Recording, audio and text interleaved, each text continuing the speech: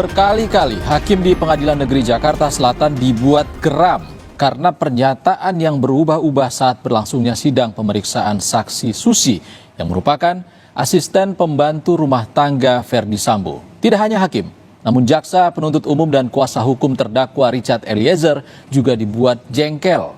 Lalu apakah Susi berbohong di dalam persidangan karena pernyataannya yang selalu berubah-ubah? Cindy Permadi, jurnalis Kompas TV telah menyelami lebih dalam. Inilah gelar perkaranya. Siapa suruh Susi bohong?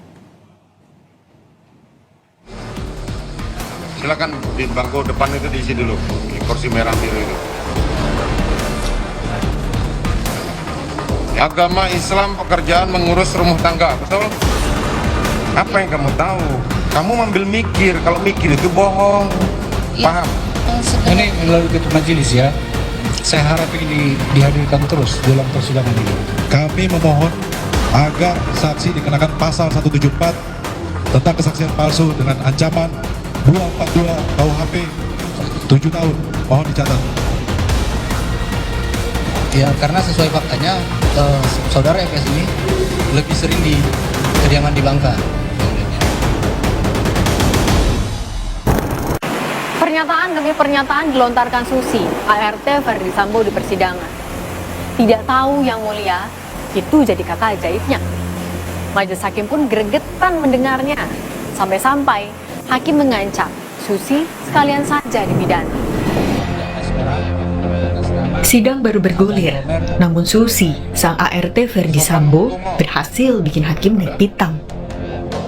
Mulai dari lupa sampai tidak konsisten pernyataannya, jadi alasan hakim geram. Hari itu, Susi diperiksa bersama 11 orang lain sebagai saksi untuk terdakwa Richard Eliezer di Pengadilan Negeri Jakarta Selatan.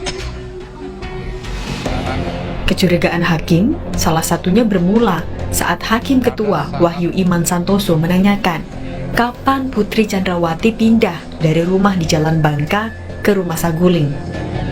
Susi yang berdalih lupa langsung dicecar. Hakim pun melanjutkan pertanyaan, apakah seluruh ajudan Ferdi Sambo tinggal di Jalan Bangka? Namun lagi-lagi Susi bilang tidak tahu. Hakim pun curiga Susi bohong. Sejak kapan Ibu pindah ke Saguling? 2021. 2021 bulannya? Saya lupa.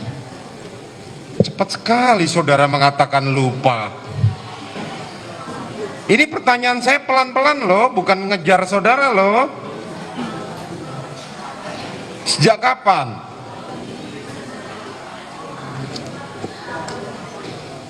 Sejak sesudah Lebaran.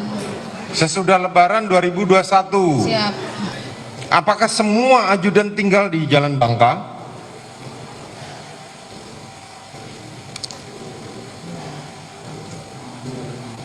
Saya tidak tahu, mulia.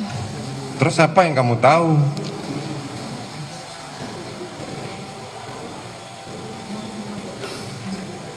Apa yang kamu tahu?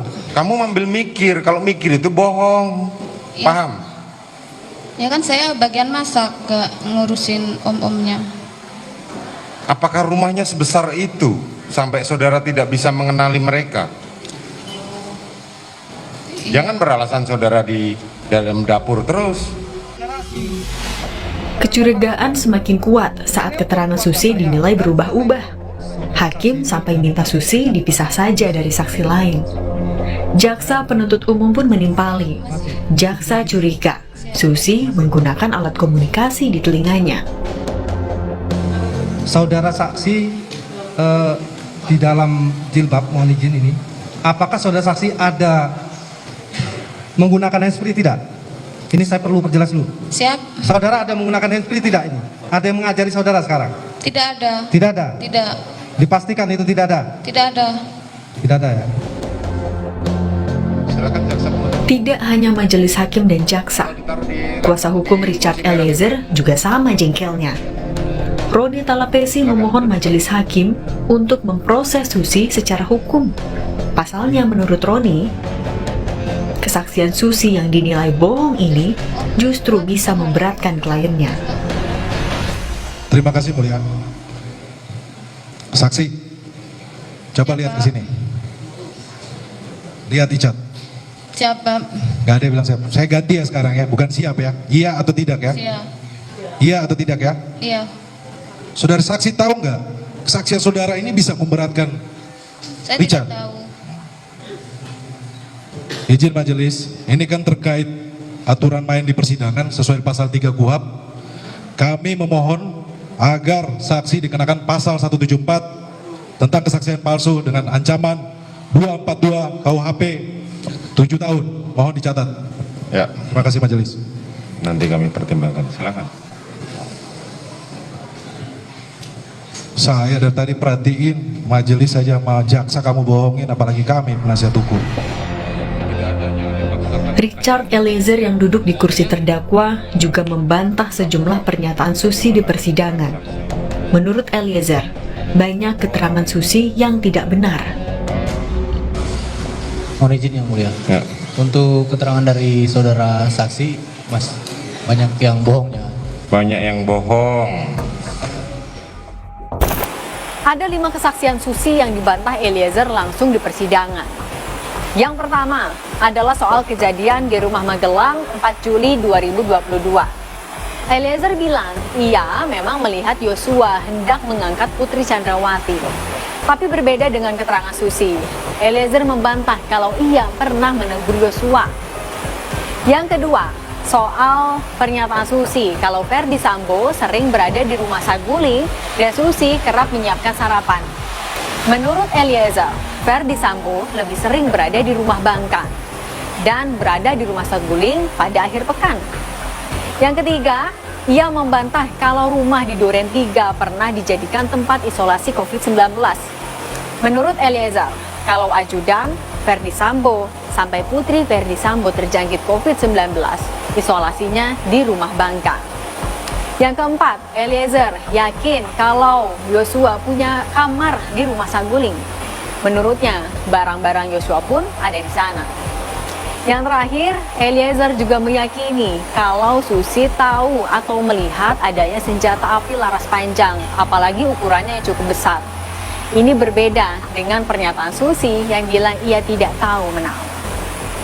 Pernyataan siapa yang benar, ini yang kita tunggu di persidangan. Yang pasti, hakim akan menggali lebih jauh di agenda selanjutnya. Melihat kesaksian Susi di persidangan, pakar gestur dan mikroekspresi Monica Kumalasari menilai Susi terlihat tidak spontan dan pernyataannya tidak serasi. Ekspresinya pun menunjukkan emosi yang tidak rileks. Hal ini jugalah yang dilihat oleh hakim. Ini jadi alasan hakim tahu banyak kebohongannya Susi berusaha tutupi. Majelis Hakim beberapa kali mengatakan bohong pada saat pemeriksaan saksi Susi. Hal ini mengindikasikan apa? Ada 2 aspek psikologis dari kejujuran. Yang pertama, adanya spontanitas, dan yang kedua, konsistensi. Hakim juga mempelajari bagaimana hal-hal psikologis dan juga sudah mengalami sendiri dari jam terbangnya selama di persidangan. Jadi ini mengindikasikan bahwa apa yang disampaikan oleh Susi ya tidak spontan, banyak cognitive loading, dipikirkan terlebih dahulu, dan juga beberapa hal yang kemudian ditanyakan tidak konsisten dalam menjawabnya. Artinya hakim sudah tahu bahwa apa yang disampaikan oleh Susi adalah banyak kebohongan-kebohongan yang berusaha untuk ditutupi.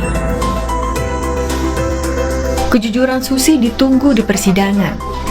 Untuk mencari fakta, Susi rencananya akan kembali diperiksa. Keterangannya pun akan terus digali di agenda berikutnya. Apabila ia terus melontarkan kebohongan, ia pun terancam hukuman pidana.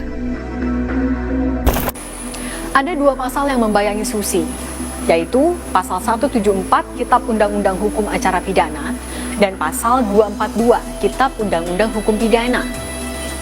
Pasal 174 ayat 1 dan 2 KUHP mengatur soal hakim ketua bisa memberi perintah agar saksi ditahan untuk selanjutnya dituntut perkara dengan dakwaan sumpah palsu. Pasal 242 KUHP mengatur soal adanya ancaman pidana paling lama 7 tahun penjara bagi siapapun yang memberi keterangan palsu di atas sumpah. Kejujuran bagi jalan bagi Susi agar masih bisa tertolong. Tapi pertanyaannya, siapa suruh Susi bohong? Saya Cindy Permadi dan juru kamera Ian Faris mengulas persidangan Susi ART Ferdi Sambo untuk Anda.